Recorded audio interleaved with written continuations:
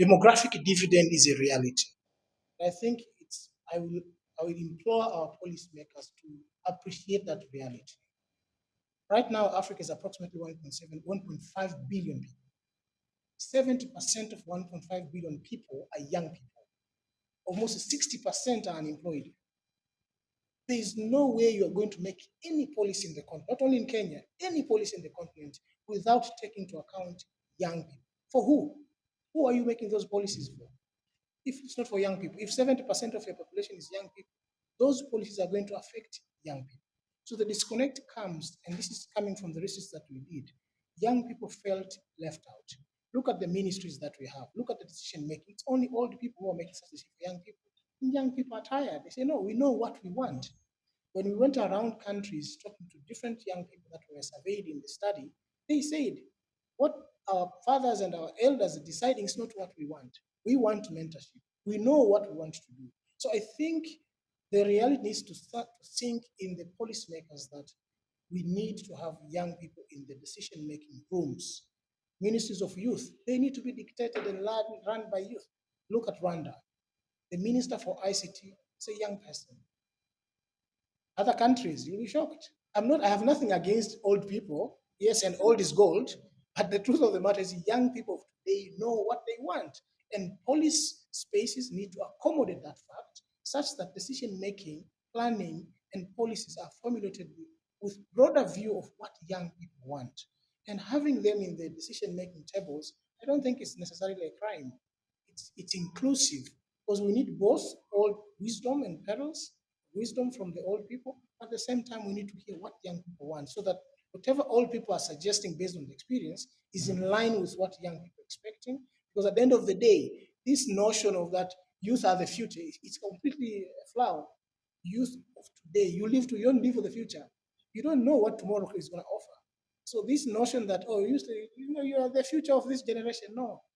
It's not something that young people of today will appreciate. So I think young people live for today, they live for their future, they need to be included, they need to be mentored, and older people have a lot to offer in that space. So it's a collaborative approach, it's an inclusive approach that needs to be taken into consideration. We cannot ignore it.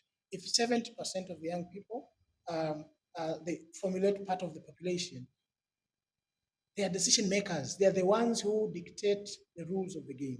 Thank you. It's how do you produce human capital and how do you use human capital? And then what is critical also, the three elements are knowledge, skills, and good health.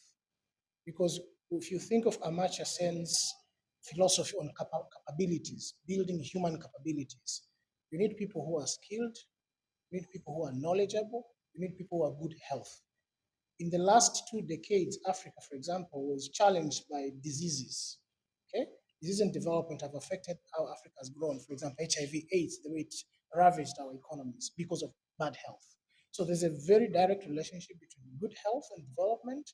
When you think about knowledge and skills, when you think about industrial evolution right now, you need Kenyans and Africans who are knowledgeable. I talked about 21st century skills. You need young people who have critical thinking, who can collaborate, who can, there are so many elements within 21st century skills, right?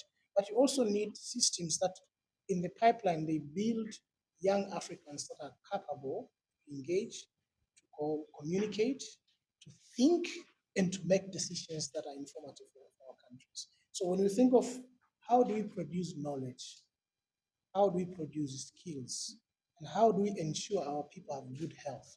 All of these need to be approached in a holistic way. You can't attack one and leave the others. So the coordination between ministries of health, ministries of education, and other stakeholders is very critical to ensure that health and education are in continuum together. So knowledge, skills, and good health are critical for transforming our societies. Thank you. Just a final one. Now, back home in Kenya, we feel it, isn't it? And they're about numbers. But we want that conversation where the policymaker is seated here and the researcher is next to him or us. Attention. Share knowledge and present evidence so that the policymakers, when they're making their policies, they are also equipped with the right evidence. So this is a mechanism or a platform where we're bringing the government and our institutions which are doing the research, both private and the whole objective of this conference. Population issues are very emotive, very emotional. People only look at the numbers. As we want to go beyond the numbers, what is our dependency ratio? What is the quality of these numbers? What is the age structure of this population? How many are children? How many are adults? How many are youth? How many are elderly? What are their challenges? What are their requirements? As a government, are we putting the right investment as per our population age structure? Our age, our population age structure, we look at it, our population has moved from a child-based population to currently a very youthful population.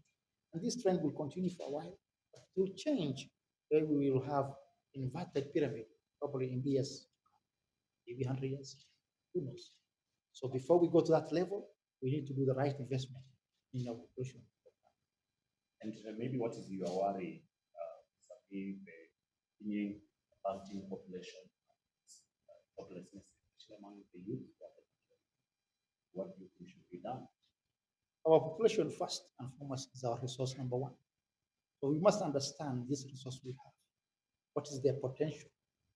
What do they, in terms of education, in terms of health, in terms of numbers, in terms of their, how are they sparsely, how are they populated, how were they, in a strong population program.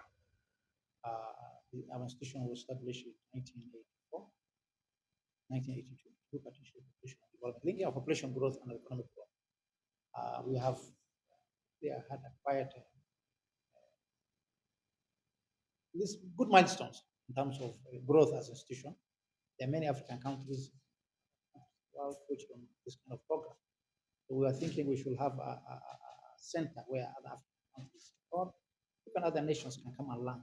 So the Center of Excellence is a center of excellence that will be using data, analyzing data, that will be using the digital technology, that will be doing modeling, that will be doing projections.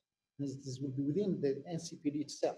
But a section of NCPD will be having that center of excellence, where now we want to either from the counties and other nations to come and learn how to plan for population, do projections, and do further analysis of the population.